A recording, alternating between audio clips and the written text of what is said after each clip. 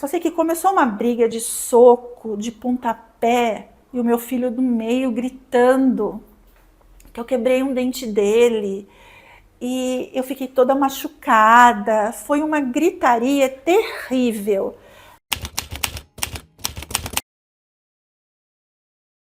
Bem, eu sou a filha mais velha de 3 irmãos, né? Então, meu irmão, que é bem próximo, é 1 ano e alguma coisa, 1 ano e meses de diferença, e a minha irmã, que são 7 anos de diferença. O meu irmão, ele sempre foi muito problemático de saúde, nasceu, depois teve hidrocefalia, e eu sempre fui a mais velha. Então, desde pequena, eu sempre fui, a Paola não tem nada, a Paola é autossuficiente, então vamos dar atenção para quem precisa. E é isso mesmo. Só que são traumas que a gente leva para a vida. Aí o meu irmão sempre doente, cirurgias quando era um bebê, e eu fui sempre me virando, mas assim, eu tinha um contexto de família, pai, mãe, irmãos, avós, sempre essa estrutura. Meu pai trabalhava, minha mãe cuidava da gente, a gente não tinha falta das coisas, não, é assim, e eu fui me virando. Em um certo momento a minha mãe ficou grávida da minha outra irmã, eu tinha acho que 6 anos, eu acho. E aí eu acabei me virando mais. E aí, como toda criação antiga, os mais velhos cuidam dos mais novos. E isso me revoltava muito. Tanto que eu sempre falava, eu vou ter só um filho para não passar por isso. Porque aí eu tinha que, a sua irmã precisa disso. Vai brincar, leva a sua irmã, o seu irmão. E aí, assim, a Paola sempre se vira, a Paola é autossuficiente. E foi indo, e isso foi indo a minha infância inteira. E para mim era um quadro que eu vivi e estava tudo certo. Embora eu não gostasse, mas acho que como uma geração dos anos 80, os filhos, você não tinha muito o que discutir com o pai, né? Era dessa maneira e pronto. Mas assim, sempre me forneceu saúde, estudo, roupa. A gente tinha uma estrutura, assim, razoável, porque eu só conhecia aquilo. Aí fui ficando adolescente, indo pro colégio, pro ginásio, e em um certo momento meu pai ficou com câncer. Quando a gente tinha uns 15 anos. E aí as coisas começaram a mudar. Um belo dia você descobre que o seu pai está com câncer, uma situação difícil, e aí muda a estrutura. Porque aí ele deixa de ser o total provedor e a gente começa a ajudar. Tanto nas coisas de casa, ele tem que ir em médico, ele não trabalha mais. Então, o que já era ruim para mim ficou pior. Então, você é mais velha, eu tinha 15 ou 16 anos, né? Então, todo esse quadro de ter que ser mais velha, ser referência, ajudar minha mãe, e todas essas coisas pioraram com a doença do meu pai, né? Porque aí você vai fazer o quê? Você tem que estar vivendo conforme a sua necessidade. E por outro lado, meu pai, ele dava o que ele conhecia de sentimento. Ele era muito bravo, né? Não, eu costumo dizer assim, não é porque morreu que virou santo. Ele tem as qualidades, tem os defeitos. A qualidade que deixou a gente muito trabalhador, responsável e tudo isso. Mas, por outro lado, ele não sabia dar o amor, o carinho, porque ele também não recebeu. E com a doença, isso intensificou bastante. A minha mãe, por sua vez, ela fazia o que dava. Com 3 filhos, né? Um marido doente. E a gente foi meio que vivendo disso em diante, meio que atropeladamente. A gente foi trabalhar e todo mundo ajudava em casa. Ela, desde quando casou, tinha parado de trabalhar. Ela precisou sair para trabalhar de novo. E foi indo, foram quase 10 anos de sofrimento do meu pai. Ele foi perdendo uma perna, ele foi ficando na cadeira de rodas, ele teve um derrame. E a gente crescendo na juventude, tendo que trabalhar. E épocas de meu pai no hospital, épocas do meu pai em casa. Financeiramente não ficou tão ruim, porque todo mundo trabalhava e ele também tinha o auxílio dele. Então a gente foi indo. Aí, nesse meio tempo, eu tive meu primeiro namorado, que foi namorico que vai pedir pro pai e tudo, e acabou não dando certo. Depois disso, nesse contexto do meu pai doente já, eu tive um outro namorado, que eu fui noiva, e no momento eu achei que não era pra mim. E aí acabou. Porque eu acho que na época eu falava assim, eu quero mais pra minha vida. E o mais que eu quero, a pessoa não consegue me oferecer. Mas até hoje eu não sei o que é esse mais. Só acho que não era pra ser mesmo, sabe? Era uma pessoa boa, uma família boa. mas eu acho que não era para ser realmente, assim, depois de um tempo de relacionamento, acho que foram mais de 2 anos, não encaixava mais, e aí eu voltei para minha vida, que eu sempre gostei muito de dançar, na época, né, que era 2002, 2003, 2004, o country estava em alta, então eu ia para bastante rodeio, tinha companhia de dança, e eu gostava muito de dançar. E aí era o que eu gostava de fazer, para mim estava tudo certo, eu não precisava de namorado.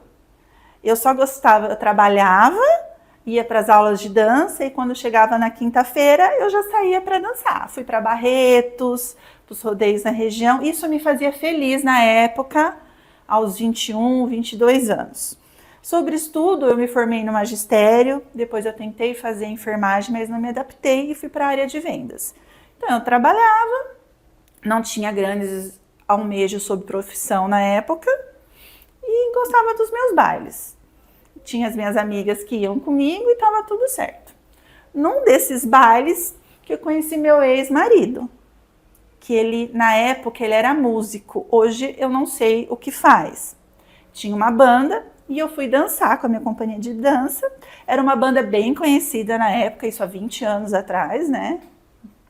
E aí a gente foi, eu acabei conhecendo. E a partir disso a gente começou um relacionamento de final de semana.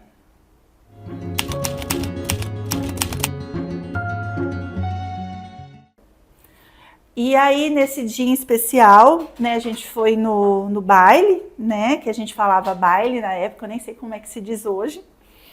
Eram bailes grandes. E a nossa companhia de dança tinha um casal que dançava muito bem e eles foram dançar no palco. E todo mundo foi em volta desse palco e ele estava tocando. Ele toca contrabaixo. Tocava, não sei, né? Eu não sei dizer o tempo certo, né? Porque eu não tinha mais contato. E aí foi aí que a gente se viu. E todo mundo, nossa, ele tá olhando para você, Paola. Eu falei, imagina, para mim é a mesma pessoa de sempre. Mas a gente nunca tinha conversado. E aí a gente ficou junto aquela noite. E como é uma pessoa, na época, digamos assim, pública, não existia rede social, nada, mas a banda tocava em vários bailes de finais de semana. E a gente começou a se encontrar nesses bailes. Eu ia com as minhas amigas da mesma maneira, e ele vinha, que era de outra cidade, tocava na região, vinha com o pessoal da banda, aí eu ia, dançava, aproveitava, via, e estava tudo certo. E foi assim durante alguns meses. Na verdade, assim, as minhas amigas falavam para mim, Paola, o que você está vendo nessa pessoa? Não tem nada a ver com você, com o que você busca, com o que você gosta. Né? Eu dizia, não, mas me encantei. Porque assim, eu sou uma pessoa que eu trabalhava de dia, estudava à noite, tinha minhas responsabilidades, meus objetivos. E quando eu saía para dançar, era um hobby. O músico, não tenho nada contra músico, mas nesse caso, né, ele era uma pessoa que não trabalhava de dia, trabalhava 3 ou 4 noites por semana e tinha uma outra estrutura de vida. Tipo assim, eu não sabia direito o que fazia, porque era em outra cidade, né? E naquele momento eu deixei tudo de segundo plano para viver aquela ocasião. O que me encantava? Músico e estava relacionado com a dança. Então eu poderia passear bastante. Eu fui para muitos shows. E aí aquilo ali, naquele momento, na minha ilusão, me encantava. Eu nunca pensei o depois, naquela situação. E aí fomos nos envolvendo, aí começamos a namorar. Só que era um namoro assim, eu via ele no domingo, vamos se ver de novo na quinta. Segunda, terça e quarta não se falava por telefone, eu vivia a minha vida. Então, os sinais estavam desde o início. Não era um bom relacionamento, não era um relacionamento saudável. Por quê? Ele bebia. E segundo as pessoas na época, beber eu via ele beber, né? E segundo as pessoas na época, ele fazia uso de outras substâncias. Só que na época eu não tinha visto. Então as pessoas iam falar para mim. Porque era uma situação pública ali daquele meio que tá todo mundo junto, todo final de semana. Todo mundo se conhecia. E na época era uma banda bem conhecida. Aí eu não acreditava, né? Não acreditava. E aí, por exemplo, tinha dias que eu chegava para se encontrar, tava tudo bem. Tinha dias que não me olhava na cara. Tinha dias que terminava comigo e depois tinha dias que eu era a deusa. E foi sempre assim. Isso foi o relacionamento do namoro todo. Mas eu não via isso. Eu não via. Eu achava que ele mudaria quando a gente fosse morar junto. Eu achava que ele mudaria porque ele quis ficar comigo, então ele faria por onde? Só que a gente nunca sentou e conversou assim, você vai vir morar comigo? Como que vão ser as coisas? A gente nunca. O que aconteceu? Eu vou morar com você. Aí eu falei, não, só se você vier para minha cidade, porque para sua cidade eu não vou. Então arruma tudo que eu vou. E eu saí numa busca desenfreada de alugar casa. Financeiramente, ele arcou com as custas na época, de aluguel, de imóveis, a gente ganhou muita coisa. Mas assim, ele entrou com dinheiro, eu entrei com toda a mão de obra. E tem, né, na época, muitas pessoas, assim, eu não quero dar nomes, assim, porque aí vai ficar muito explícito, mas assim, você tem certeza que você vai fazer isso? Uma pessoa muito próxima dele. Olha, porque não muda. É assim desde sempre. Sua vida não vai melhorar. Eu falei, vai ser diferente, né? Enfim. E aí foi esse de janeiro a outubro, foram 10 meses de convivência aos finais de semana. Não teve uma ocasião que eu passei mais de um dia com ele na época. Porque, assim, não tinha um carro. Eu também tinha só o carro da minha mãe, eu também não podia ficar indo. Eu sempre trabalhei, não sou de pedagogia de serviço. Então era o que tinha, estava tudo certo, assim. Os sinais estavam todos ali, a situação estava toda ali e eu não me atentava a nada. Os sinais de falta de comprometimento com o serviço, porque isso é uma coisa que pegou muito posteriormente. A falta de empatia com o próximo, a manipulação e o egocentrismo. Manipulação, assim, eu sempre estou certo, você sempre está errada. No decorrer da história você vai entender melhor sobre isso. Mas eu era uma codependente dele. Então, por exemplo, antes do casamento, ele chegava no baile, eu chegava depois, né? Enfim, eu junto. Aí ele já estava de cara feia comigo. Não, mas é porque naquele domingo, daquele dia, você falou tchau para tal pessoa. E aí, você está entendendo? Então, assim, eu sempre... Às vezes nem era isso. Às vezes ele era só ruindade mesmo. Para viver também. Às vezes eu falava, não vou ter razão não, vamos viver... né? Porque as coisas... Eu só tinha 23 anos, com quadros de pai doente, uma família que ficou bem desestruturada e eu tentando viver. E foi indo, e aí foi, né? Foram 10 meses dessa maneira. E às vezes, durante o baile, ficava bêbado e aí mandava embora, sai daqui, a gente não vai dar certo junto.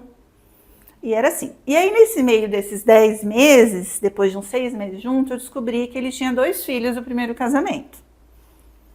Ele tinha um filho, na época, acho que tinha 6 ou 7 anos, e um de 12 anos, mais ou menos. Aí eu pensei, tudo bem, né? A pessoa já tem mais de 30 anos, já teve uma história, ter filhos, né? E aí eu falei, não, tudo bem, né? Não tem, já são grandes até, né? Tipo assim, 6, não é nenhum bebê, não tem nada, então tá bom. E aí foi mais um choque, mas assim, por isso eu falo que os sinais estavam ali, falta de responsabilidade e comprometimento, né? Como você vai esconder um filho?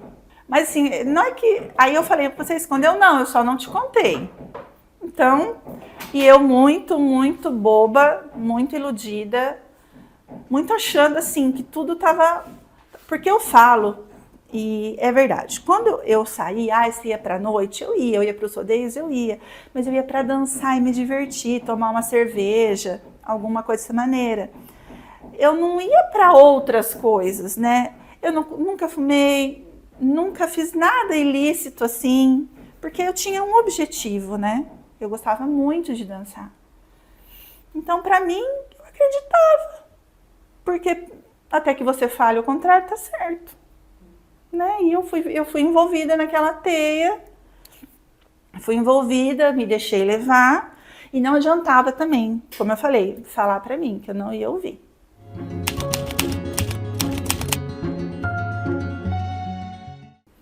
Até que chegou o grande dia de juntarmos as nossas coisas e irmos morar numa casa. Arranjamos uma casa, a próxima casa dos meus pais, né? Tudo, e fomos. Se eu falar para você que desde o primeiro dia não foi bom, hoje analisando, porque eu tinha sempre uma insegurança. O que acontecerá? Porque ele bebia. Só que você beber, uma pessoa que bebe, você vê aos finais de semana é outra.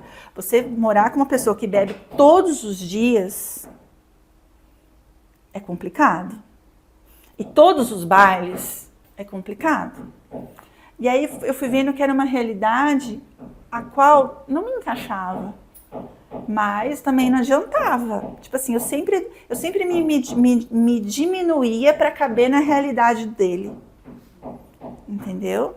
A gente alugou uma casa de 2 cômodos, aí para começar a vida, aí vieram, depois de uns 15 dias, os filhos dele vieram fazer a primeira visita, aí você já vê que é um relacionamento bem disfuncional, mas eu tava ali, só espectadora, né? Tratei as crianças bem, mesmo porque era o primeiro contato, passaram o final de semana com a gente, relativamente foi tudo muito bem, tudo muito bom. Aí foi passando mais uns dias, tipo, deu um mês morando junto. E uma bela noite ele não voltou. Ele saiu para trabalhar no baile, e eu tinha trabalhado o dia inteiro. E eu sempre pensava comigo, quando eu for morar junto com ele, eu não vou precisar mais ir em todos os bailes, eu vou poder dormir. Porque me judiava muito, né, você ficar trabalhando o dia inteiro e depois você ficar acordado à noite. Então, eu dei uma diminuída nos bailes. Eu ia no sábado ou no domingo, e os outros dias eu ficava tranquila. E um belo dia ele foi numa quinta-feira, eu lembro como se fosse hoje, assim, contando pra você, parece que as coisas vêm na minha mente. Não voltou. Aí eu saí 7 horas para trabalhar, não sei que horas ele chegou, eu só fui descobrir a hora que ele chegou, tipo 5 ou 6 horas da tarde. E aquele dia pra mim já foi péssimo. Aí contou uma história que terminou o baile, foi beber na casa de um amigo, e aí acabou dormindo porque bebeu demais.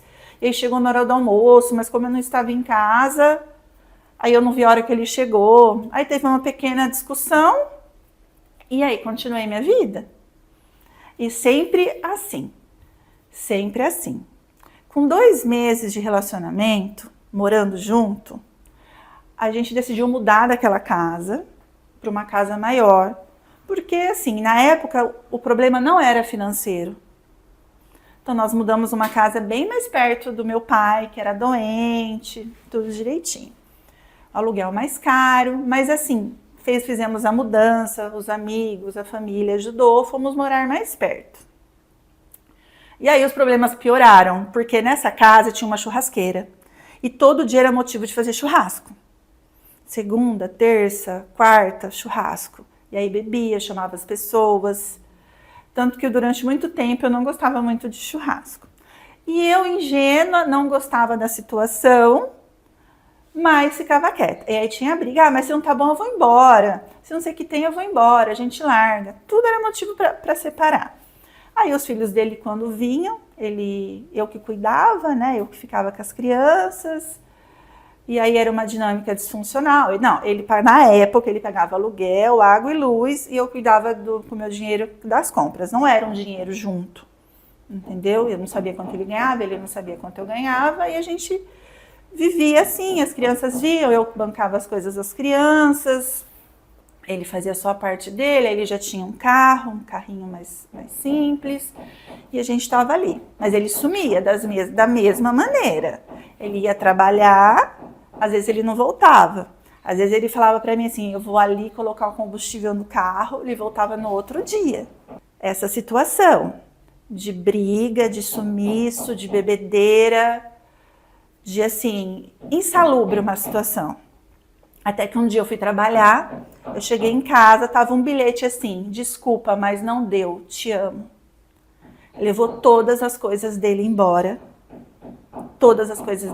roupa suja, escova de dente, pneu de carro, colocou tudo e foi embora. Eu cheguei do serviço, eu saí de manhã, eu tinha o marido dormindo. Eu cheguei 6 horas da tarde, não tinha marido. Não tinha nada dele. Absolutamente nada. Isso já era premeditado. Com certeza, porque ninguém faz um negócio desse. Aí acordei de manhã, vou embora. Nesse meio tempo, meu pai já tinha falecido. Meu pai faleceu em fevereiro. Porque se meu pai fosse vivo acontecendo isso, acho que meu pai tinha feito uma loucura. Fui na casa da minha mãe, que era perto, minha avó, foi todo mundo lá. Liguei para uma amiga minha, veio todo mundo. Não consegui falar com ele, porque em 2005 a realidade era outra de telefone. Você não sabia de nada. Porque você fala assim, gente, que desamor é esse? Que já faz a sua vida ser tão ruim e você acostuma a viver ruim. E aí a pessoa pega e faz isso e vai embora. Tipo assim, eu sou o quê? Mas eu tenho isso comigo, hoje nem tanto, mas eu tinha muita esperança na vida, acreditava muito nas coisas. Então assim, não, vai dar certo, eu vou vender tudo isso aqui, pagar o calção do aluguel, da casa, vou vender tudo, quitar as contas e eu vou viver minha vida. Aí me deu 5 minutos, eu fui numa concessionária, comprei um carro, porque eu ia ser independente, porque eu ia trabalhar. E assim, chorei muito, mas eu não entrei em depressão. Mas não entrei, mas fiquei muito triste. Depois de uma semana desse dia, ele vai lá na porta da casa da minha mãe, me pedir desculpa pelo que ele fez, mas é porque ele não conseguia ficar longe dos filhos, porque ele não conseguia ficar longe da cidade dele. Contou um monte de história, e eu acreditei. A única coisa que eu respondi para ele foi assim, eu não te pedia nada, só te pedia o seu amor e você não me deu. Eu lembro dessa frase assim, perfeitamente. Voltei com ele. Mas não na mesma casa ainda. Voltei escondida da minha mãe, porque minha mãe já estava muito brava. Não tinha mais meu pai, né? Mas assim, ela viu o que eu passei, o que eu vinha passando. Voltei escondida da minha mãe. E falei, olha, mas para voltar, eu não vou mais sair da casa da minha mãe, porque isso aqui, né, não vou. Então a gente pode construir um cômodo aqui. Aí eu vou ver com ela, se ela aceita você. Mas sair daqui eu não saio mais, porque eu tinha esse trauma do abandono.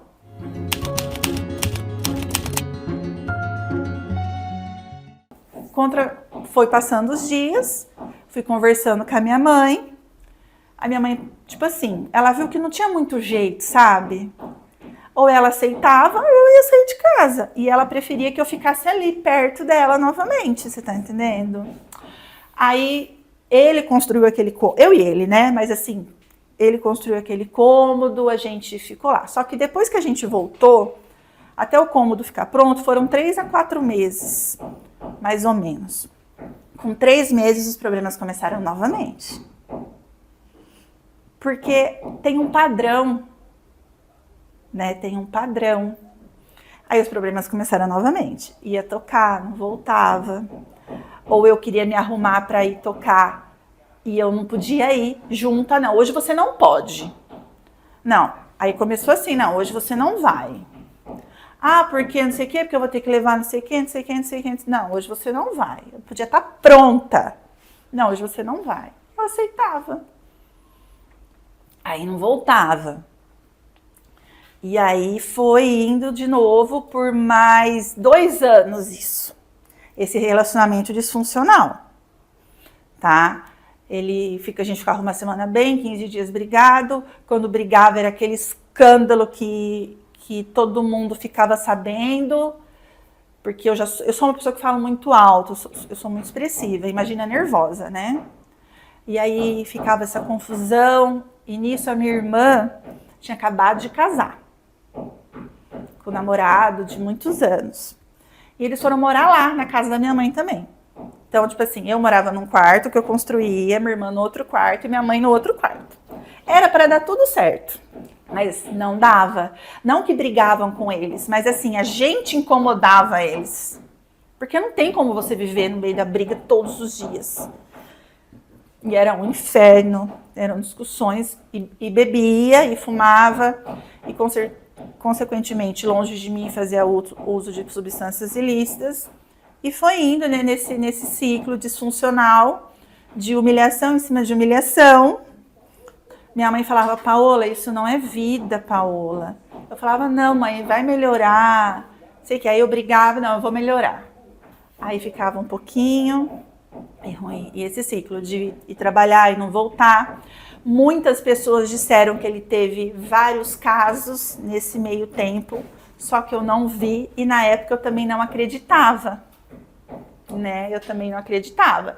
Então aí, assim, acho que as pessoas pararam de querer me alertar. Mas assim, hoje eu tenho certeza que era verdade, porque a pessoa não vem para a pessoa não volta para casa, né? Tipo assim, tem que ter um motivo.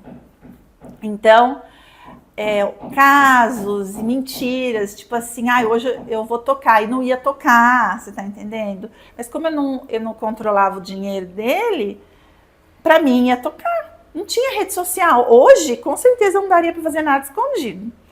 E era assim, entendeu? E foi nesse clima disfuncional, e foi só piorando. E foi se tornando insustentável. Aí as brigas começaram a ser frequentes, e eu não ir mais em bailes, nos 2 anos seguintes do que a gente reatou. Aí uma bela noite, eu tava lá, ele foi tocar, na época, na região, mas não era Campinas, e o telefone, na época tinha telefone fixo, né? O telefone fixo lá da casa da onde eu morava, da minha mãe, tocou, tipo, umas 3 horas da manhã. Era a ex-mulher dele, falando que o filho dele tinha sido preso, 14 anos. Porque estava mexendo, vendendo as coisas ilícitas e tudo, e que estava na delegacia e precisava dele comparecer lá junto com ela para resolver esse problema, né? Aí eu falei, olha, ele não tá comigo, mas eu vou tentar entrar em contato pra ele aí, né? Lógico.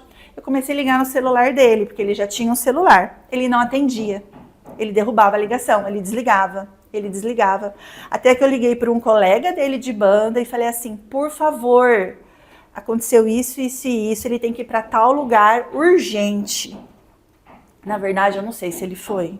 Eu lembro que foi essa situação, e aí ele chegou em casa. Aí eu falei, cata suas coisas e vai embora daqui. Eu não quero mais você aqui. Não sei o que tem, não sei o que tem. Então, assim, até hoje eu não sei se ele foi lá. Porque quando ele chegou já estava um outro contexto. Não, vamos conversar. Não quero mais conversa. Eu tentei conversar com você 2 anos. Eu não quero mais. Vai embora. Porque eu não vou. Aí começou a discussão. Eu comecei a pegar as roupas dele e jogar no meio da rua. E aí a minha irmã estava casadinha de novo, com a minha mãe, com o meu cunhado. Acordaram. E aí ele pegou faca, saiu correndo na rua para se matar. Minha mãe saiu correndo atrás dele. E foi esse tendel até o dia amanhecer. Eu não sei te dizer as horas certas, porque assim, já fazem muitos anos. Isso foi em 2006, né? Então, assim, devido ao caos emocional, eu não lembro direito o horário. E foi indo, eu fui jogando as coisas dele na rua, e foi sendo catando as roupas dele, colocando em saco de sanito, saco de lixo preto, e jogando na rua, porque eu não queria mais. Ali, pra mim, tinha sido o basta, tá? Já tinha sido o basta. Aí o meu cunhado, minha mãe, minha irmã foram conversar com ele, que era melhor ele ir embora. E aí, nesse meio dessa confusão, ele pegou o carro para me atropelar e deu no muro. Acabou com a frente do carro. Aí eu falei, não, aqui você não entra mais. Aí o meu cunhado conversou com ele, catou todas as coisas dele, pôs no carro do meu cunhado e levou ele para a cidade dele, que naquela época a mãe dele estava por ali, o irmão, a família estava ali. Foi levar a cruz para eles. E o carro ficou lá na frente da casa da minha mãe parado, quebrado durante meses. Foi. E a mãe de novo, né, Paola, vai começar a catar seus cacos, vai se montar de novo e vai viver sua vida. Sempre, mesmo com todos esses problemas, eu nunca fiquei desempregada, eu nunca parei de trabalhar, eu sempre responsável, pagando as minhas contas, nunca dependi dele para nada até então. Tudo certo. Aí fui passando o mês, indo para churrasco, voltando a dançar, passeando, tudo. Aí um belo dia, eu tô lá em casa, chega um amigo comum nosso da época com uma carta dele, dizendo que estava arrependido, que ele conversou com a mãe, com a cunhada, que ele ia mudar, que ele sabe que ele fez tudo errado para perder, um monte de história. e queria um encontro comigo, junto com a família dele, porque juntamente com ele, a família dele assumiu um compromisso comigo. O que eu fiz? Fui encontrar com ele. Não passando toda a humilhação, eu queria ser mais humilhada ainda, né?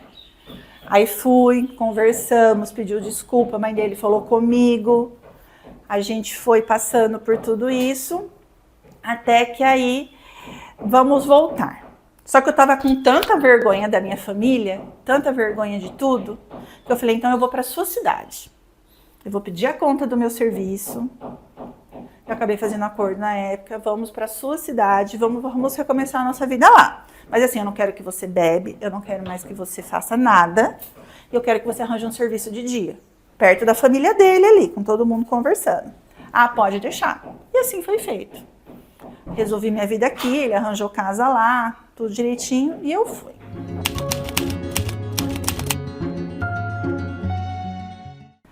Foi durante 2 anos, mais 2 anos, quase, um pouquinho mais, tranquila a minha vida. Foi uma vida que eu nunca tinha vivido com ele.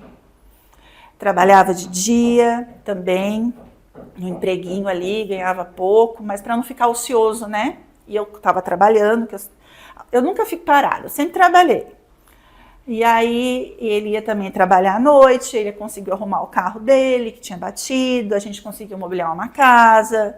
E a gente foi vivendo, assim, foi galgando passo a passo, degrau a degrau. E aí a mãe dele tinha ido embora já, né, para a terra dela lá, que na verdade ela trabalhava, né, em outro estado. E aí eu fui vivendo. E fomos vendo bem, de verdade. Era uma tranquilidade que eu não havia experimentado em nenhum momento. De todas as noites voltar, de trabalhar de dia, de pagar o aluguel, de ter mobiliado a casa. Então tava um relacionamento sadio ali, né? Porque se também não vou falar em verdades. Essa época foi uma época muito boa. E aí, nesse meio tempo, a mãe dele voltou para morar ali perto da gente, né? Terminou as coisas que ela estava fazendo no outro estado. Aí voltou, então a gente morava todo mundo muito perto. O irmão, a mãe com a irmã e a gente. E aí era uma, tipo, família feliz. Ia almoçar de domingo todo mundo junto. E tudo certo mesmo. Aí eu falei, eu vou engravidar. Eu já ia fazer 30 anos. Eu falei, eu vou parar de tomar remédio, pensei comigo. E nunca foi conversado, tá? Vamos ter um filho? Não. Quando eu fui para a cidade dele, a gente morava bem perto dos filhos dele também. E a relação era quase inexistente. O filho dele, depois daquele momento que foi preso, ele ficou um tempo na Fundação Casa. Ele foi visitar o filho dele na Fundação Casa. Depois o filho dele saiu. O menor foi crescendo. Mas não era uma convivência assim, entendeu? De pai amoroso, pai zeloso, não. A mãe dos meninos teve que colocar ele na justiça para pagar a pensão e todo mês era um inferno para pagar um valor ilusório de pensão. Porque sempre é assim, o mundo tem uma dívida comigo, eu não tenho a dívida com ninguém. Sempre é esse o pensamento da pessoa. Hoje eu vejo isso. Voltando, então ele não tinha, né, contato com os filhos e tudo. Mas mesmo assim eu quis ter um filho. Os sinais, eles estão sempre ali, é um ciclo que se repete. E aí eu parei de tomar remédio e engravidei. E aí eu contei que eu estava grávida. Não foi a maior alegria do mundo, não foi receptivo a notícia. Não foi assim. Se eu falar para você que eu falei, nossa, eu tô grávida, né? Foi, tá bom. E vamos viver. Aí foi uma gravidez que começou de risco, que aí eu tive sangramento, fiquei internada. Sorte que no serviço que eu estava na época eu tinha convênio. Então eu fui num hospital um pouco melhor. Aí tive que tomar remédio para segurar, ficar de repouso. E aí devido tanto de hormônio que eu tomei, eu engordei muito na gestação. Engordei mais de 30 quilos na gestação. Não foi uma gestação ruim. Não foi uma gestação de brigas. Não foi, mas foi uma gestação de desinteresse. Todas as consultas do pré-natal eu fui sozinha. Quando eu descobri o sexo do bebê, eu estava sozinha. Tudo eu fiz sozinha. Eu comprei um enxoval sozinha. A minha família me ajudava dando os presentinhos, eu comprei o berço, mas tudo eu que comprei. Não chegou um dia com um sapatinho. Então, assim, não tinha um interesse, né? A única coisa que eu falava assim, vai ser menina. Aí todo mundo falava não, e ele falava não, vai ser menino. E era isso só, né? A única certeza que ele tinha que ia ser menino, e realmente foi menino. Aí o que aconteceu? Eu já trabalhando, pegando o atestado, porque eu estava muito gorda, eu trabalhava em pé, em home center, e aquele negócio, um belo dia, chegou assim, olha, a gente vai para a banda, né? No caso, já não era mais a banda, era só uma dupla. A gente vai para Bahia, nem lembro mais a cidade, porque lá a gente vai fazer sucesso, tem uns bailes para fazer lá, e a gente vai tocar na rádio, vamos tentar a carreira, assim, assim, assim, assim, assim. Eu de 7 meses de gravidez. Mas quando vai ser? Ah, vai ser dia X. E a gente ia mudar de casa, porque a gente morava numa casa de um quarto, e a gente foi mudar num prédio que eram 2 quartos, né, porque o neném ia nascer, tudo. E a partir disso, eu vou. Mas ainda não estava ruim. Estava ali. Ou estava, e eu não sei dizer. Mas era o desinteresse. Mas não tinha discussão, não tinha briga, estava tudo ali. E aí eu falei, tá, mas a gente tem que fazer essa mudança? Não, vai ser depois da mudança. Vai ser tipo uns 10 dias antes do Natal, que vai fazer os bailes de final de ano lá no interior, tal, tal, tal. Então tá bom, vai. Eu trabalhei até o dia 18 de dezembro, aí eu fui pra casa da minha mãe, fechei minha casa, eu fui pra casa da minha mãe, que aí eu ia ter meu filho em Campinas, e ele foi para a viagem dele. Então, assim, nos últimos dias de gravidez, eu estava sozinha com a minha mãe. Poderia ter brigado? Poderia, mas hoje, né, eu não briguei na época, mas assim, não adiantaria, porque todo mundo só faz o que quer. Poderia brigar e teria ido com briga ainda, né? Então, não briguei, foi. E eu fiquei com a minha mãe e fiquei muito bem sem ele, assim. Porque a minha família sempre foi muito presente na minha vida, né? Passei o Natal sozinha, passei o Ano Novo sozinha sem ele, né? Passei com a minha família, tudo certinho. E aí ele chegou, tipo, acho que dia 2 ou dia 3, assim. E aí ele foi lá onde eu tava, lá na casa da minha mãe, eu vi ele e tudo. E ele voltou para a cidade dele, porque como ele trabalhava de dia, ele voltou a trabalhar e eu tava de licença maternidade já. Isso foi numa segunda. Aí na terça-feira, eu comecei a sentir as dores do parto. Eu estava enorme, inchada, aquele calor de janeiro que você não imagina. Aí dia 4 de janeiro eu comecei a sentir as contrações. Enfim, ele não estava lá. Nem sei se avisaram ele, mas também não adiantaria. Não sei se ele viria, eu não sei. Aí minha mãe estava comigo, foi comigo para o hospital. Aí o meu filho não nascia, porque eu estava muito gorda, eu perdi muito sangue, hemorragia, foi fórceps. O parto foi fórceps, foi bem traumático. Ele foi só 4 horas de trabalho de parto, mas foram muito difíceis, porque o nenê já tinha começado a entrar em sofrimento e tiveram que fazer o fórceps correndo, porque eu também estava com hemorragia e foi bem complicado. Minha mãe estava lá, minha mãe viu tudo, minha mãe foi a primeira pessoa que carregou meu filho no colo e ele não estava lá. Ele apareceu depois na outra visita porque precisava registrar. E aí ele apareceu lá, não sei quem avisou, acho que minha mãe ligou.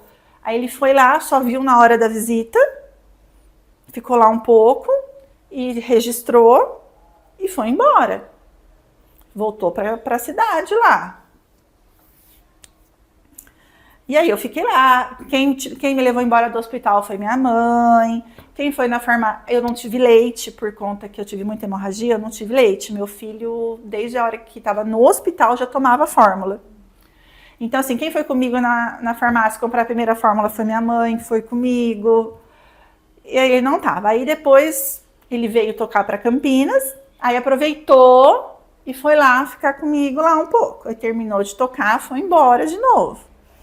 Aí disse que trabalhou e depois veio o final de semana de novo. Aí ficou o final de semana. Aí terminou de tocar tal, ficava lá de dia, ia tocar, voltava, dormia, ficava lá e ia embora. Aí, beleza, fiquei uns 15 dias na casa da minha mãe, nessa dinâmica, ele vinha e voltava. Aí, tava na hora de eu voltar pra minha casa. Minha mãe foi comigo, que eu tinha tido parto normal.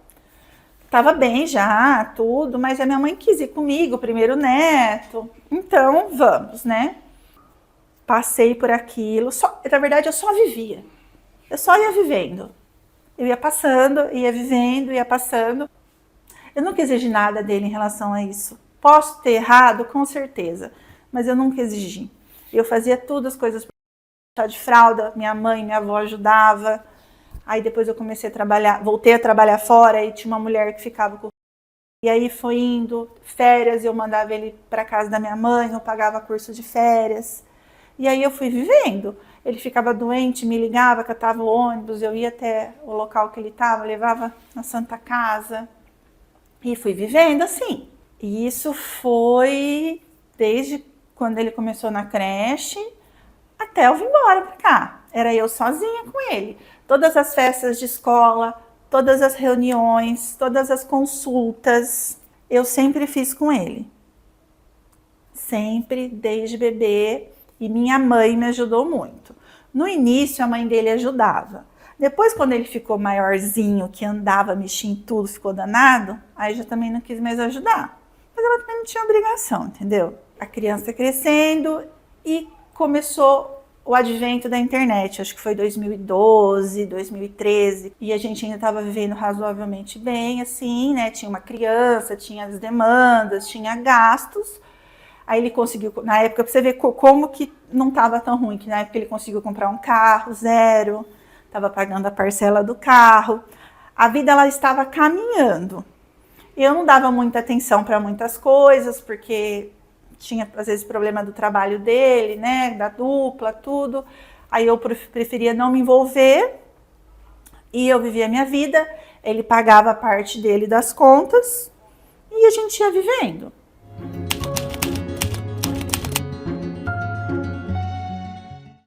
Quis porque quis um celular, mas que fomos e compramos o celular. Para ele, o meu ainda era aqueles simplesinhos, e ele conheceu a internet.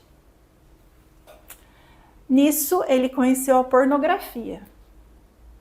E aí ele começou a entrar em sites pornográficos. Juntamente com isso, teve a recaída das substâncias ilícitas que ele usava. Porque o tempo que ele ficou bem foi o tempo que ele ficou limpo. E foi o tempo que eu vivi bem com ele, que eu engravidei. Porque, fazendo uma análise, ele começou a dar os sinais, só que eu não via. Eu só fui ter certeza que ele estava recaído quando o meu filho já tinha 3 anos. Então, depois que o meu filho nasceu, ele começou começar a usar e usar e usar, só que eu não percebia. Eu tive certeza de que eu peguei, porque até então eu não via. Porque saía para tocar à noite, eu só via assim, chegava de manhã, não dormia, e ele sempre dormiu muito, sabe? Umas coisas assim meio estranhas, mas eu pensava, porque tá estressado, porque a gente fica muito tempo acordado, depois a gente demora para dormir, e foi assim, e eu fui vendo isso. Mas aí as coisas começaram a se agravar realmente quando ele comprou esse celular. Aí ele conheceu o mundo da internet juntamente a pornografia. E aí ele recaiu e voltou a fumar, que ele também tinha ficado sem fumar todos esses anos, né, esse tempo. Beber, eu não vi ele bebendo, mas uma coisa vai puxando a outra. Enfim, e minha vida começou a ficar um inferno, novamente. Todo aquele relacionamento disfuncional foi voltando gradativamente, mas bem devagarzinho. Aí eu tinha um emprego, eu estava há mais de 2 anos nesse emprego, um emprego excelente, um dos melhores empregos que eu tive na minha vida. Começou ele fazendo eu pedir a conta desse serviço. Porque agora você não precisa mais trabalhar, porque agora eu tô bem, porque agora o que eu ganho você não precisa trabalhar, não precisa trabalhar, não precisa trabalhar, não precisa trabalhar. Até que eu pensei e falei, tá bom, né? Pedi a conta do serviço. Cheguei pro meu patrão de férias, trabalhei 1 semana, falei, vamos fazer um acordo? Ele falou, não. Falei, então eu não venho mais. Aí, enfim, pedi a conta desse serviço e fiquei 1 ano desempregada. nessa situação que estava começando a ficar disfuncional novamente. Como eu descobri que ele estava realmente recaído, escondendo dinheiro e fumando? Ele tinha um carro novo, né?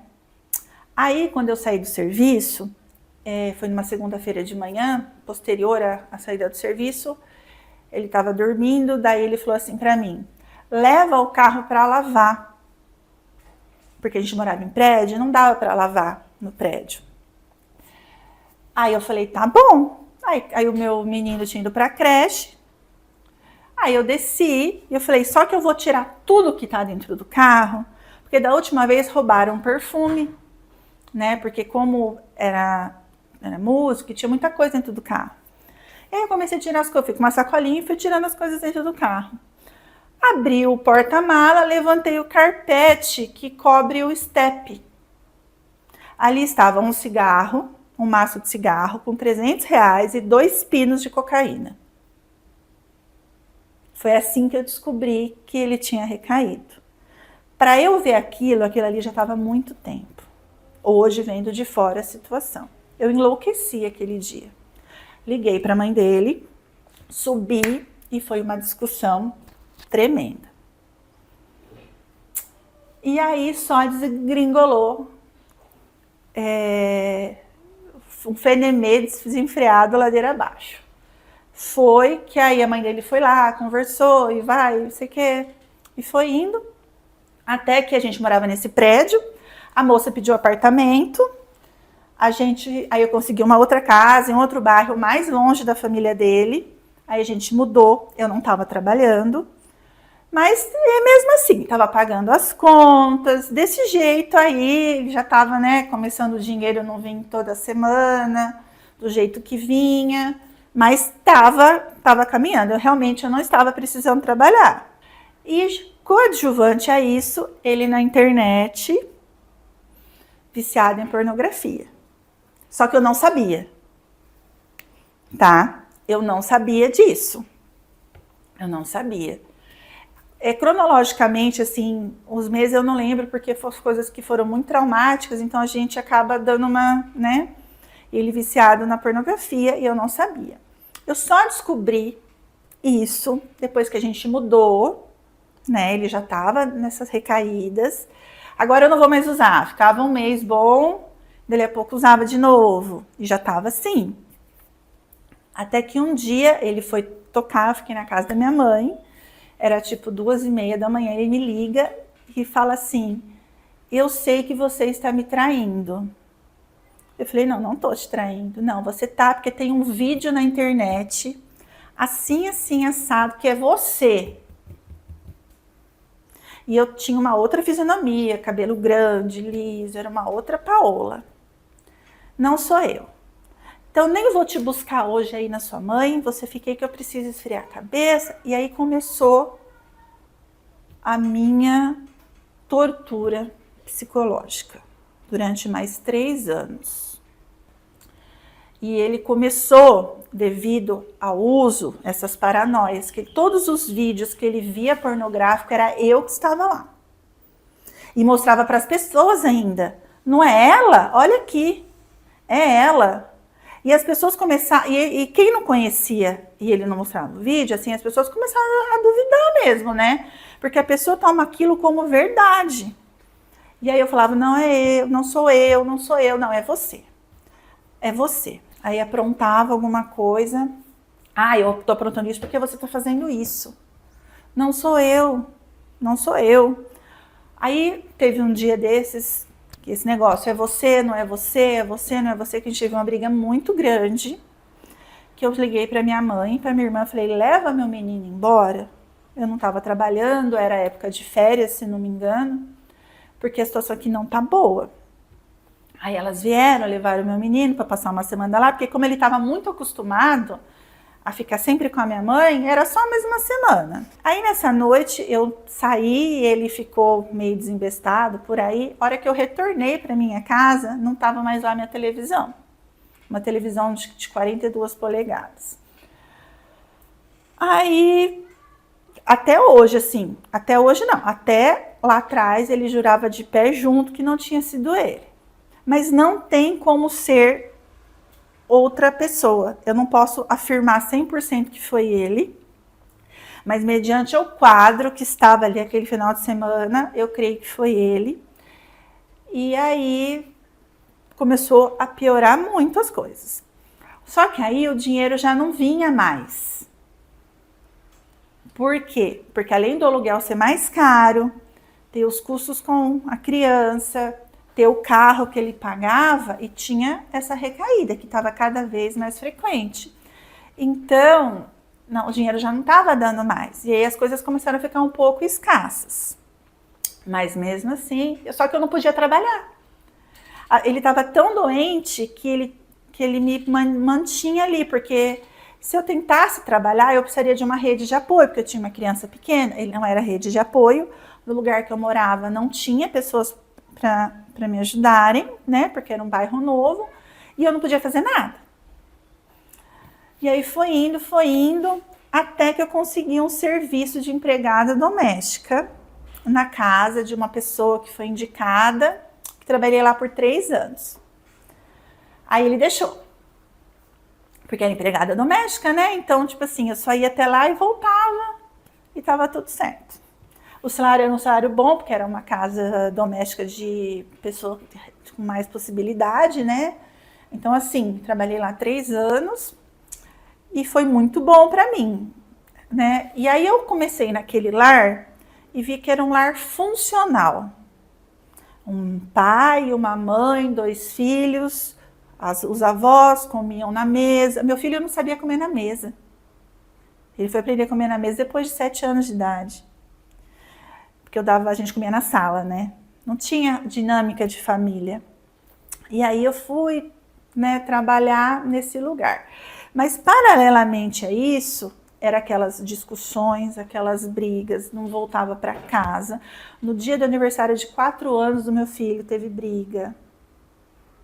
Ele sempre conseguia estragar tudo que ele tocava. Ele conseguia estragar tudo, sempre. E o meu filho foi criando esse lar. Ele começou a ser uma criança ansiosa, uma criança que não parava, uma criança que queria atenção, uma criança que estava ali no meio de 2 pais totalmente desequilibrados, porque eu fui ficando desequilibrada. Ao longo da trajetória, eu fui ficando desequilibrada, sempre alerta que poderia acontecer alguma coisa. Então, meu menino tinha problemas na escola, eu ia lá, e aí era essa a dinâmica, só que ele nunca foi, né? E isso foi passando na época da creche. E todos esses problemas, eu já morando longe, aí eu comecei a trabalhar de empregada doméstica, comecei a ver como que era um lar diferente. E comecei a olhar para o meu, e não era bom. E as coisas só piorando. E ele continuou tocando, só que aí tinha dias que ele já não ia, aí a pessoa que trabalhava com ele, cadê fulano? Ah, não sei, saiu para ir. Aí não ia, eu não podia ter rede social, porque isso já foram passando os anos e começou a ter WhatsApp, Facebook. O meu celular continuou sendo aquele de digitar até 2016. Eu não podia ter um Facebook, eu não podia ter nada. Ele podia. Ele podia porque ele tinha que ter por causa da carreira dele, porque tinha que fazer as coisas. Eu não podia. Então, assim, a minha alegria era quando eu vinha para casa da minha mãe, ou quando a minha mãe ia lá e ficava uns dias, a gente fazia as coisas, a gente passeava. E por quê? A gente não fazia mais nada junto. Porque como ele estava nessa recaída, as pessoas começam a se afastar, até a própria família, porque começa a ficar insuportável conviver, porque tudo tem discussão. Tudo tem discussão. Então, aonde ele estava gerava discussão. Ou comigo, ou ele arranjava confusão com alguém. E aí você vai ficando, as pessoas não vão mais te convidando para as coisas. Porque ninguém quer mais você perto. E hoje eu vejo que era isso. Na época eu não conseguia entender. E os anos foram passando, e as coisas foram piorando cada vez mais. Ele dormia na sala, no colchão, tinha 2 quartos, mas aí o meu menino dormia comigo na cama e ele dormia lá. E foi distanciando, e aí foi indo até que em setembro Meses antes da separação, o meu menino pegou pneumonia. E eu também. Mas foi meio assim, carreado um do outro. E aí ele veio, minha mãe cuidou dele para mim, porque eu não podia parar de trabalhar e não tinha ninguém para me ajudar. E aí eu peguei pneumonia. Quando eu peguei pneumonia, teve um dia em específico que eu não fui trabalhar e eu fiz uma sopa sem carne. Era um feriado e eu fiz uma sopa sem carne e ele começou a brigar comigo, porque a sopa não tinha carne. Aí eu falei assim pra ele, a hora que você colocou a carne dentro de casa, você vai comer carne. Enquanto não tem carne, vai ser essa sopa que eu posso fazer hoje, eu tô doente. Só sei que começou uma briga de soco, de pontapé, e o meu filho do meio gritando que eu quebrei um dente dele. E eu fiquei toda machucada, foi uma gritaria terrível.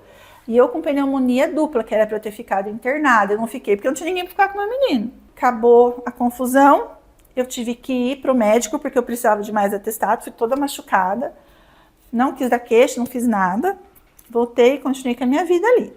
Ali foi caminhando para o final.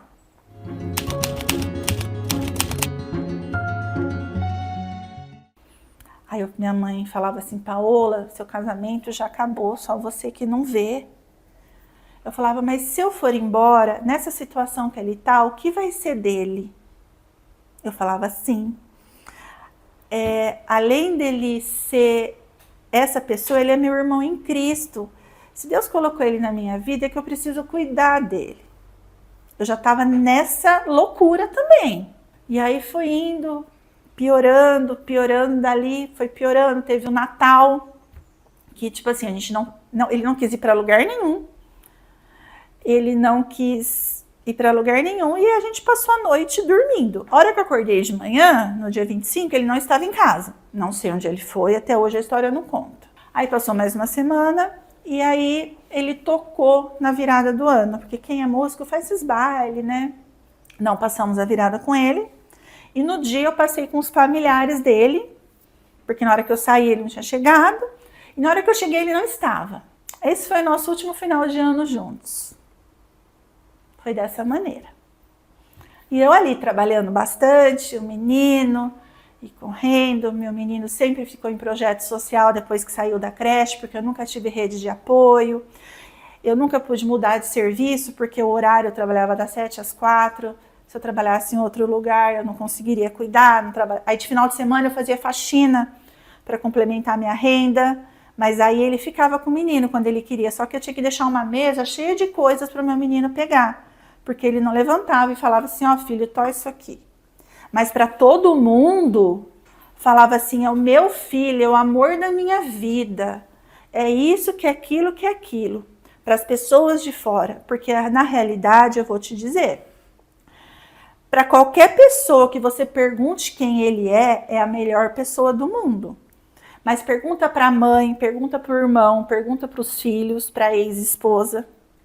Aí você realmente vai saber quem ele é. Porque é fácil ser amigos dos amigos. É muito fácil. E aí foi degringolando. Ele mudou de celular. Eu já tinha o meu celular, que aí eu já consegui adquirir um celular que tinha rede social, consegui fazer um Facebook com muitas ressalvas, tinha um WhatsApp, mas era tudo ali meio que monitorado. Meio cárcere privado ali. Eu estava trabalhando e aí ele trocou de celular. Ajudei ele a trocar de celular. Trabalhando de empregado doméstico, hein? Troquei, ele trocou de celular e o outro celular ele deixou em casa, carregando e foi trabalhar. Aí, uma certa hora da noite, ele me ligou no celular que eu tava, falou assim, olha, fulano foi levar um aparelhinho que ficou de levar porque a gente estava sem televisão, precisava de um negócio ali, de TV a cabo. Eu falei, não.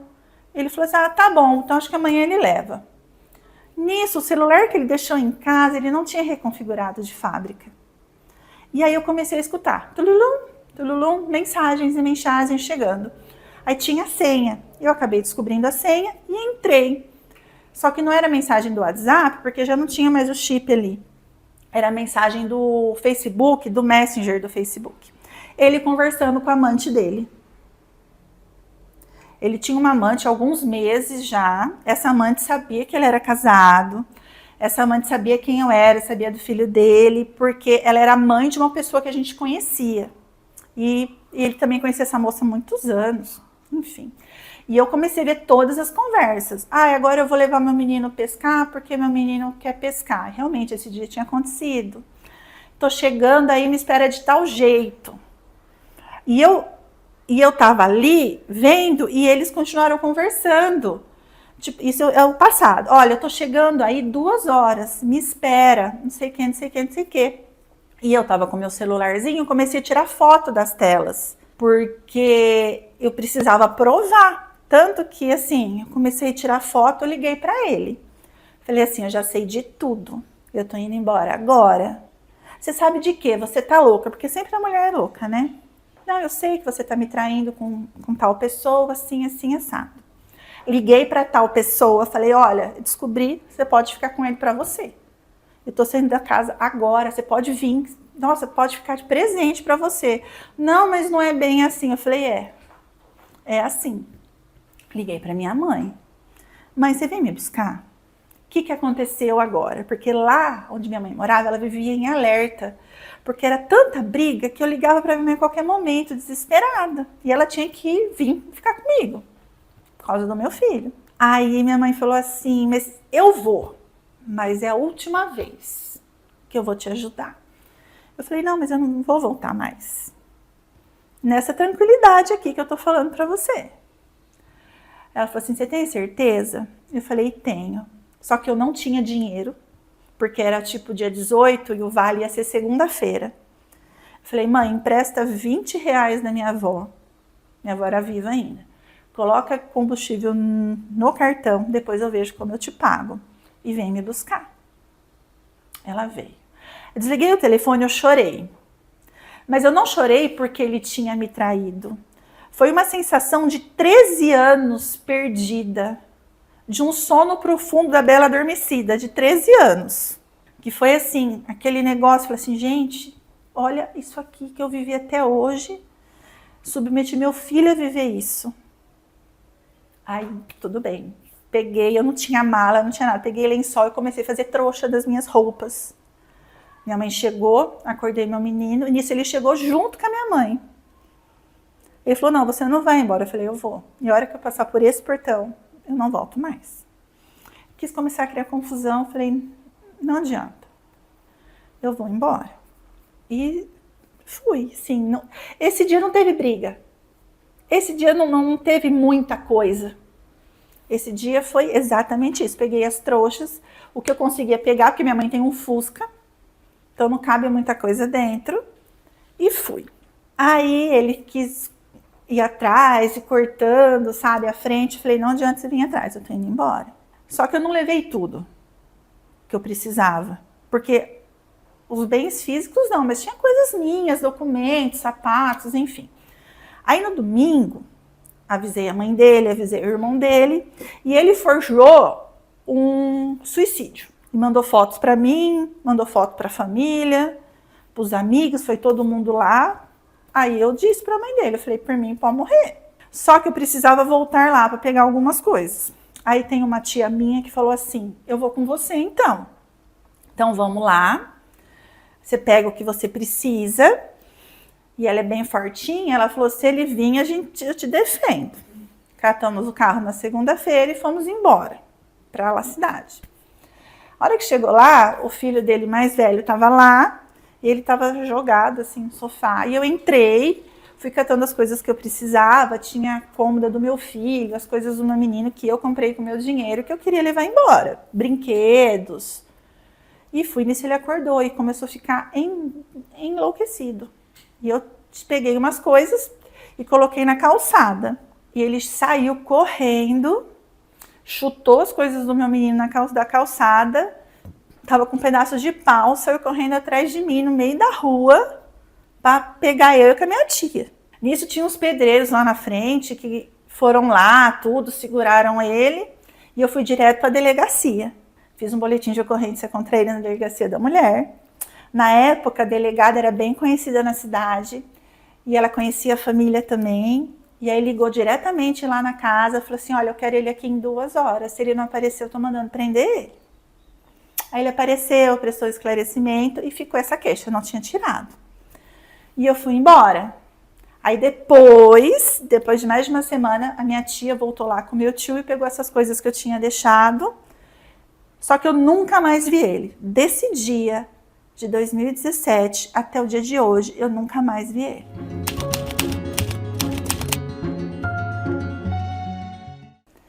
E aí a família dele internou ele numa clínica de recuperação. E foi nesse meio que eu fui embora para Campinas, novamente. Vim morar aqui. Minha família me acolheu. A minha família me deu todo o respaldo necessário a respeito de comida mesmo para o meu filho. Eu conversei com a minha patrona na época, ela não me mandou embora, mas mesmo assim eu vim, mesmo diante desse cenário. E como eu falei para você, eu não fico parada. Vim aqui, sabe o que eu comecei a fazer? Faxina. Porque era um dinheiro rápido, honesto, que eu conseguia dar sustento para o meu filho. E essa minha tia, ela é síndica de um prédio. E na época, uma funcionária dela entrou de licença maternidade.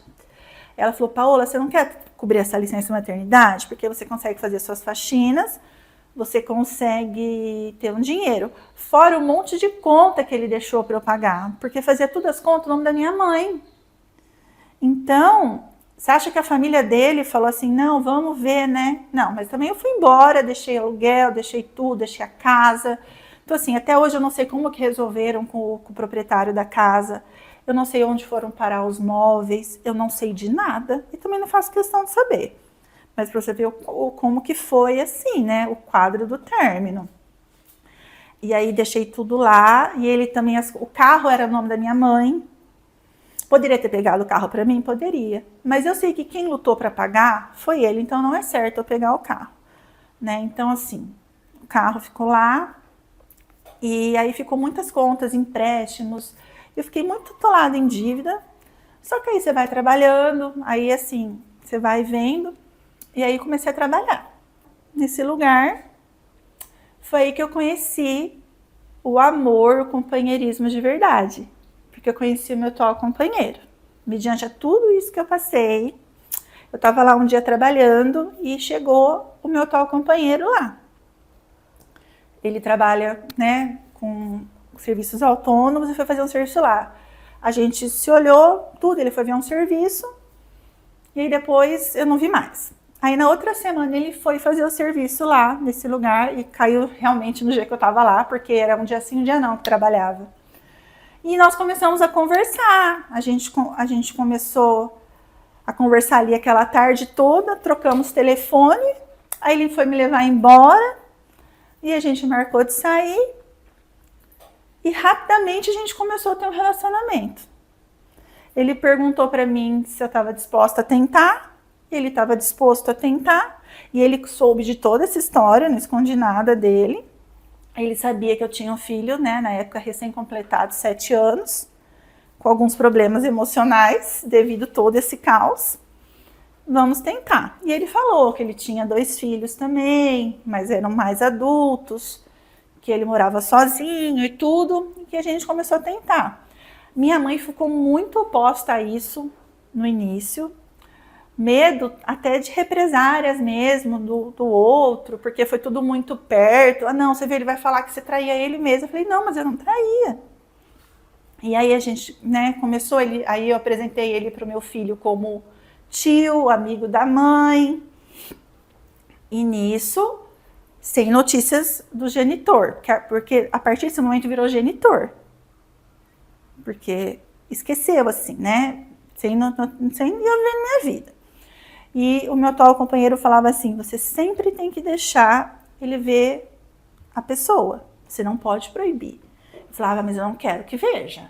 Eu falava assim. Ele, não, você não pode proibir. Uma hora ele vai sair da clínica e vai vir atrás dele. O que aconteceu? Saiu da clínica e veio atrás do filho. Né? Mas enfim. Vamos passar toda essa fase do namoro, passeio, tudo, e vamos construir algo juntos? Vamos. Então a gente começou a construir uma casa, eu voltei a estudar, eu comecei a fazer um curso de corretora de imóveis. Então a gente começou meio que correr atrás do tempo perdido, tanto dele quanto meu, para a gente começar a viver. E aí ele saiu da clínica, ligou que queria ver o filho. Pode ver o filho, não tem problema. Aí ele não podia vir perto de mim por causa daquela medida protetiva lá atrás. E estava correndo processo ainda, eu não tirei a queixa. E aí o irmão dele vinha pegar o menino para passar o final de semana e devolvia. Foi 3 vezes isso. Não veio mais. Não sei se é o irmão dele que não quis mais vir e ele também... Eu não sei. Não apareceu mais. Mandava mensagem para minha mãe. Ai, como é que tá? Ai, é ano novo, Natal. Ai, fala que eu tô desejando feliz ano novo. Aí teve uma outra, eu falei, mãe, acabou isso. Quando ele quiser falar, você vai falar assim, toma o telefone dela e você fala com ela. Porque eu nunca proibi ele de ver o menino. Então não tenho por que ter essa ponte. Aí passou um tempinho, num dia eu não estava em casa, e aí ele apareceu lá para resolver o problema dos documentos do carro. Aí nisso minha mãe me ligou, né? Ela falou, o menino pode ir junto, né? O meu filho. Eu falei, não, pode. Você vai estar junto, não tem problema, né? Aí foi, acho que isso foi em 2019, um pouco antes da pandemia. Aí depois, ficou uma tarde, tomou um sorvete, questão de horas. E aí, beleza. Aí entrou a pandemia, né? Ficou tudo um pouco mais complicado. Mas a minha vida e a do meu companheiro, a gente continuou trabalhando, né, tudo. E aí passou o tempo. Aí um dia o meu filho perguntou pro meu tal companheiro se podia chamar ele de pai. Aí o meu companheiro falou assim, se tiver tudo bem para você, para mim também pode, mas aí eu vou ser seu pai mesmo. Ele falou, não, eu sei que eu tenho 2 pais. E aí ele que adotou a figura masculina paterna do meu marido, né, que até hoje é o mesmo marido, graças a Deus. A primeira compra do mês que eu fiz junta com meu atual marido, ele que pagou. Eu fiquei encantada, porque é uma coisa que eu não vivia. Eu sempre fui muito independente, não tinha esse negócio.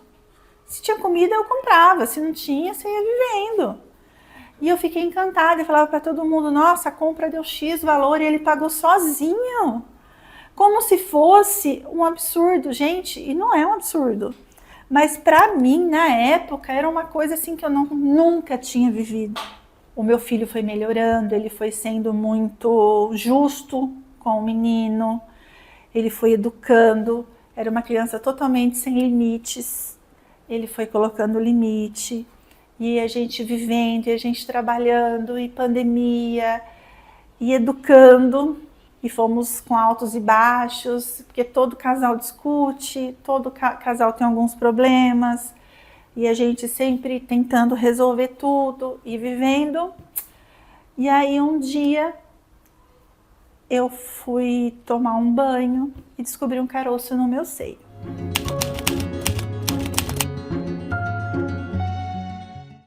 Naquele momento eu sabia que era alguma coisa que...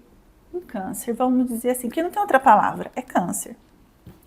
Contei para o meu marido, ele falou, não é coisa da sua cabeça. Eu falei, não é. Fui aí passou o final de semana e eu já comecei a ficar preocupada, porque você pensa nos filhos, no meu filho. Eu pensava assim, nossa, mas meu filho já sofreu tanto. Agora que ele está bem, eu vou ficar doente. Aí eu fui no postinho, aí a médica falou, olha, faça os exames e vamos ver.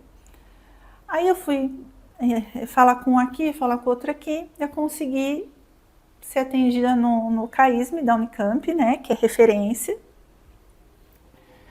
e era realmente câncer, né, um câncer maligno, altamente agressivo. Então eu dormi bem numa noite e eu acordei no outro dia com o meu mundo desmoronando. Isso faz 15 meses. 16 meses. E aí foi um diagnóstico que mexeu com todo mundo. Por quê? Meu pai morreu de câncer, minha tia morreu de câncer, minhas 2 avós morreram de câncer.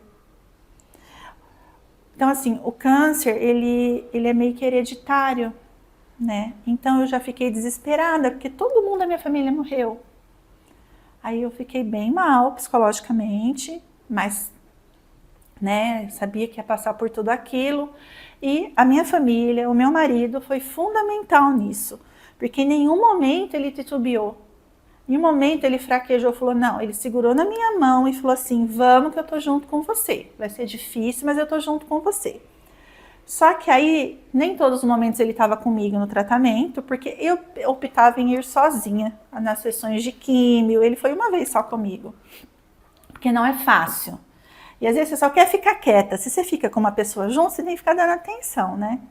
Então, assim, eu preferia que me deixassem lá e me buscassem, mas assim, ele fez toda a parte porque eu estava trabalhando, eu tive que parar de trabalhar. Eu sou autônoma, quem é autônomo sabe que a renda, se não trabalha, não tem renda, né? E aí eu parei de trabalhar, ele assumiu todos os compromissos da casa, os compromissos, não que ele não assumia, mas ele, como eu também trabalhava, as coisas eram um pouco mais divididas, né? Aí ele falou, não, ele chamou tudo para a responsabilidade dele, como o homem tem que fazer realmente, né, como marido, ou se fosse o contrário, a esposa. E ele me ajudou, começamos a fazer o tratamento, aí era maligno. Estou no meio do tratamento oncológico ainda, né, não tenho alta, estou no meio do tratamento. Mas assim, os piores momentos, as internações, tudo, ele esteve comigo. Ou presencialmente, ou por telefone, ou fazendo alguma coisa na correria mesmo, porque se eu não posso fazer, leva o filho em tal lugar, se eu não posso fazer, faz tal coisa, né? E aí eu tô no meio desse tratamento oncológico, o qual eu falo que nem nos meus piores pesadelos eu achei que eu ia passar. Fui no médico esses dias, não estou de alta, estou em acompanhamento, é todo um processo muito longo, que isso é história para um outro vídeo. Mas mesmo assim, toda aquela minha história de tragédia, eu tive um recomeço com a minha atual família, com o meu atual marido. Hoje eu falo que nós somos uma família moderna, que é ele com a filha dele, eu com meu filho, e nós somos uma família. Nós temos uma dinâmica muito boa em casa, de respeito. Como eu disse, casal tem seus altos e baixos, tem as brigas, e eu sou uma pessoa difícil, passando pelo problema ainda, né? Tem os traumas do passado, que por mais que eu tenha superado muitas coisas, o seu subconsciente está ali. Então, infelizmente, assim, ainda às vezes, depois de tantos anos, eu tenho alguns vícios ainda. E ainda ele fala assim pra mim, não, ó, você tá falando que a pessoa é errada. Eu não sou essa pessoa. Ele me chama pra realidade, sabe? E aí tô no meio desse tratamento, minha família tá comigo. E hoje, para eu vir aqui, antes eu perguntei a opinião dele. Ele falou, não, vou com você, sempre estou com você, sempre estarei com você. E minha mensagem é, tudo pode parecer muito ruim, mas a gente tem sempre a opção do recomeço. A opção de escolher viver diferente, viver melhor e refazer a nossa história.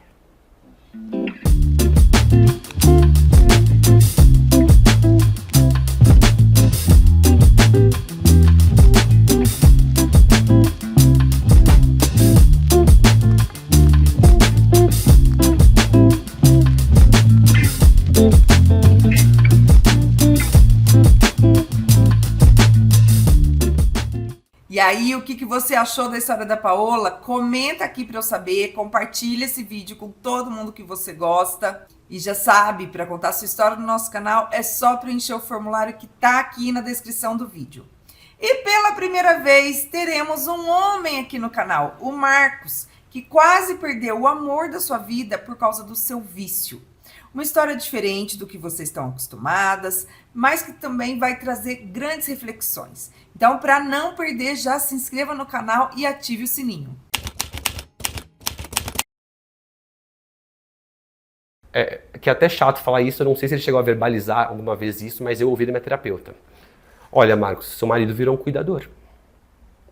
E eu não sei se isso é atraente, eu não sei se isso é bacana, eu não sei se isso é admirável.